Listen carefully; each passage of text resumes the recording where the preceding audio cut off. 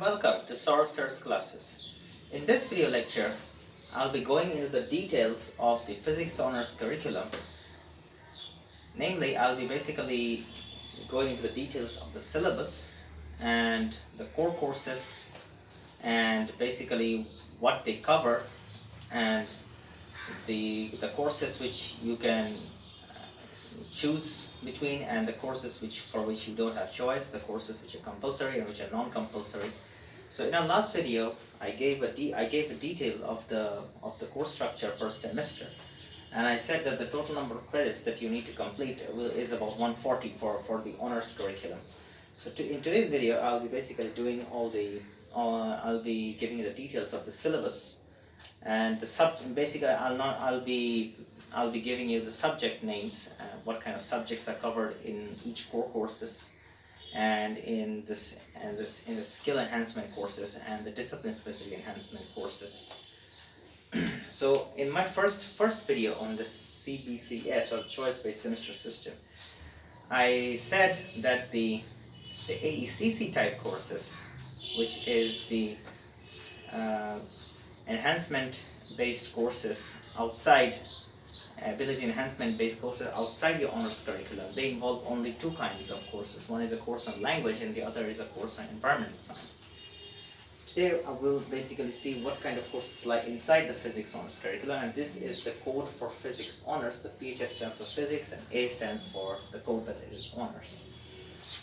So in your first semester you have two core courses to take, CC1 and CC2. And CC1 is math methods. CC1 is math methods. Math methods 1.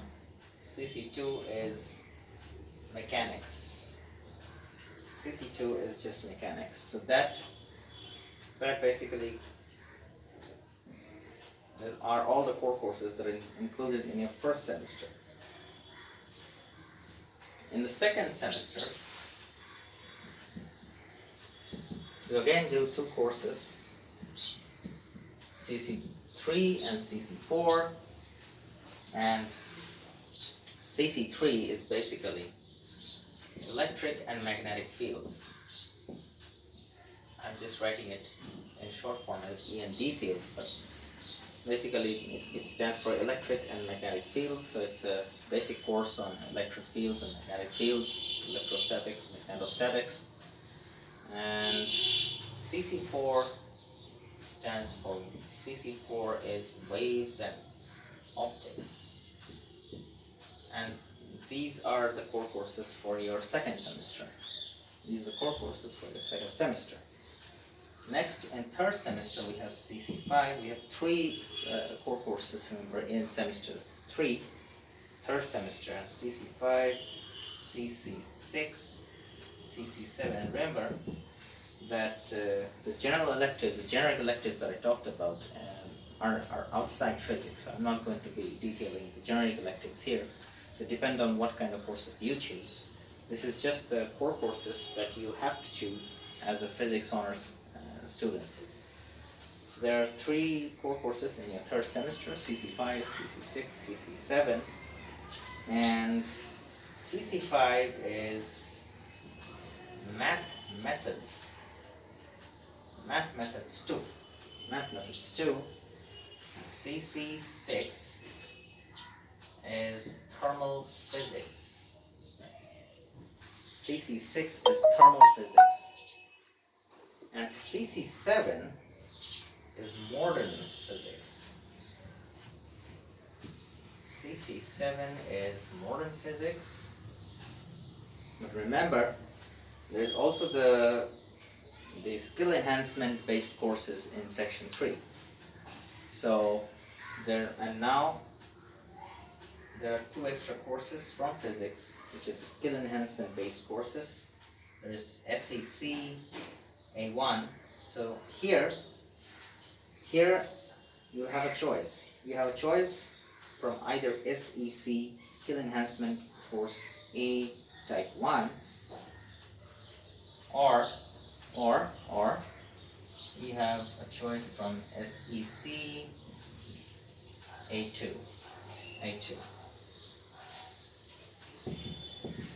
So SEC type A1 course is a course on scientific writing,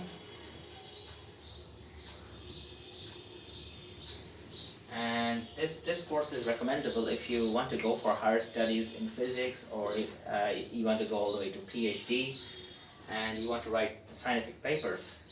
The course on scientific writing can actually prove to be very useful. So skill enhancement course A1 is scientific writing, and A2 is a course on renewable energy. It's a course on renewable energy, and that concludes our third semester. So you have 3 core courses, and you have a choice between 2 skill-based electives, but both A-type. One of them is on being on scientific writing, and the other on renewable energy.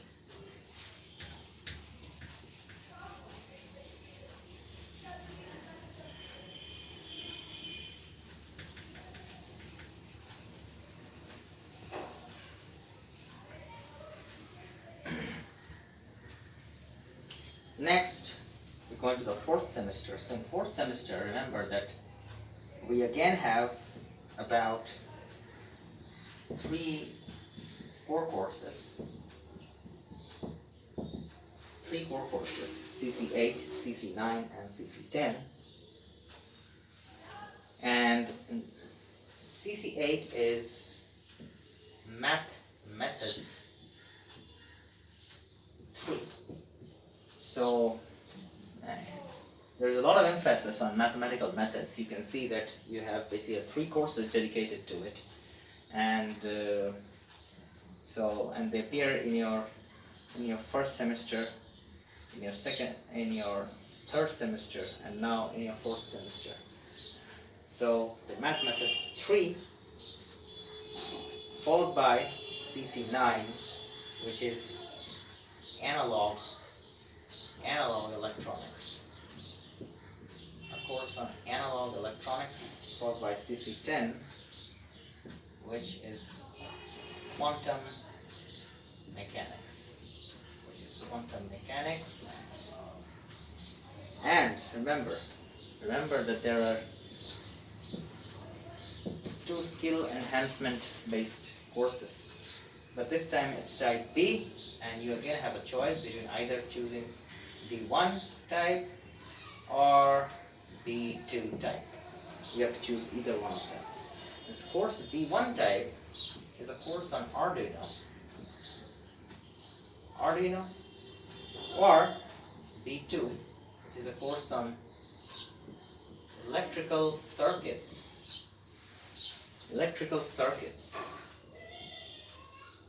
and networks. So you can choose between either a course on Arduino, and if you're into digital electronics, and if you're into actually if you're actually looking to be an experimentalist someday, the course on Arduino can be very useful. But equally useful can be a course on electrical circuits and networks. So it comes down to your choice which one you want to go for. Both courses are really very recommendable. But it depends on what kind of career path you have in mind. That will conclude our 4th semester. That concludes our 4th semester. So you have a course on math methods, analog electronics, and quantum mechanics. Generally, it's a very good idea to actually complement the course on analog electronics with a course on electrical circuits and networks. But like I said, you can definitely take advantage of the Arduino course as well.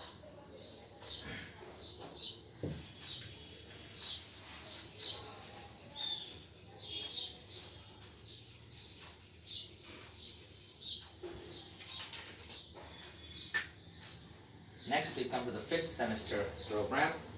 Here we have, recall that we have 2 core courses to take and two discipline specific electives. So 2 core courses, CC11, which is EM theory, and CC12, which is statistical physics. Statistical physics, and followed by 2 discipline specific elective, A1, DSE A1 type. And here you have choice. So DSE A1 is a choice between 2 courses that you can choose. You can either choose advanced math methods. Advanced math methods. Specifically, if you're looking for a career in theoretical physics, this would be a really good course. Or if you're looking to go into the field of experimental optics, lasers and fiber optics. This is a pretty nice choice, depending on what kind of career you envision. So advanced math method and lasers and fiber optics are both very, very useful courses if you want to stay in academia for higher studies or go for a PhD. And next we have B1. Remember that there are 2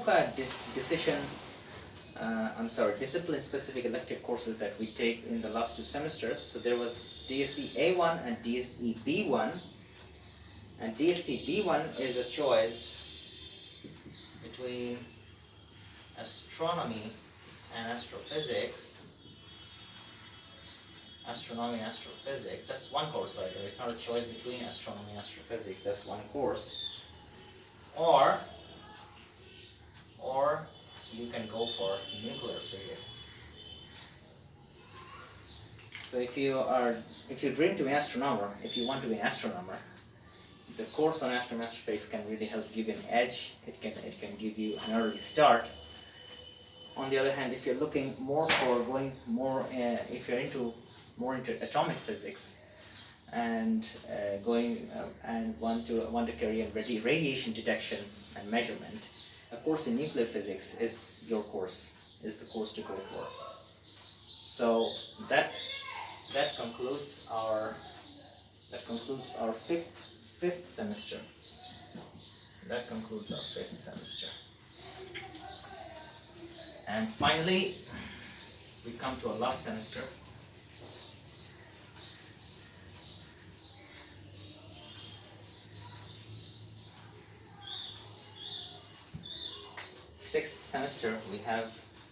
In the sixth semester we have about 2 more electives, CC13 and CC14.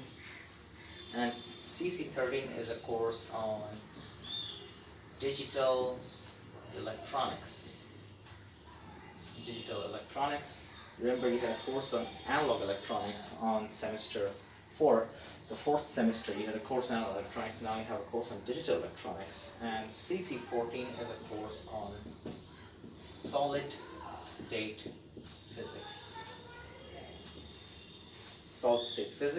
And now you have 2 more discipline specific electives, DSE A2, which is a choice between 2 courses, nanomaterials or advanced classical dynamics. Advanced classical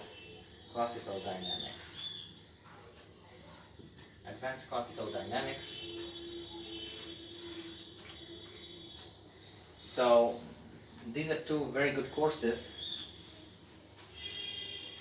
and advanced classical dynamics is basically what we call the Lagrangian and Hamiltonian formulation of classical mechanics, and it is a really, really useful course. And if you go for a master's degree in physics in the future, you will be given a course on advanced classical dynamics. So if you opt for this course, you can have an early start, you can have an edge in your master's kind of degree career. So nanomaterials on the other hand is a much more specialized courses, but it can be very useful if you're looking to specialize in topics related to material science. Nanomaterials can come in handy. And finally, you have the DSE B2 type courses, which is a choice between communication electronics, or advanced advanced statistical mechanics. Again, two very good courses.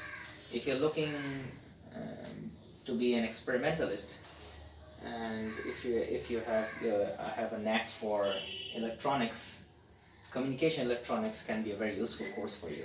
On the other hand, if you're looking for a career in theoretical physics, advanced statistical mechanics can be a really useful course for you, specifically if you're interested in statistical modeling and stuff like that. This course can give you an edge. So that concludes our 6th and final semester. And that is it for today's video. In my next video, I'll be basically talking about the exam pattern in physics honors and basically how each exam is graded based on the theoretical part and the practical part or tutorials. So that's it for today. I hope you found this video useful. Thank you for watching.